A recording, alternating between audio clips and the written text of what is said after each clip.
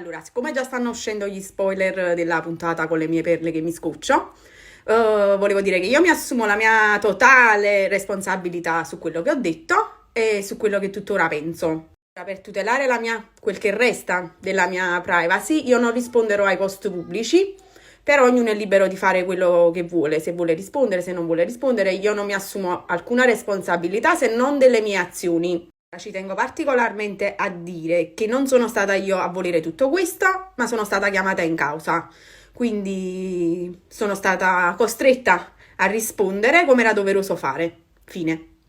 No, per spoilerare, pastiglia la trovo, raga, pausa, pausa perché pensiamo già chiamare gli soccorsi. Pausa, sto qua venendo niente, mi ha bloccato il telefono. 1300 euro di telefono, ancora già papà prima rata, pausa.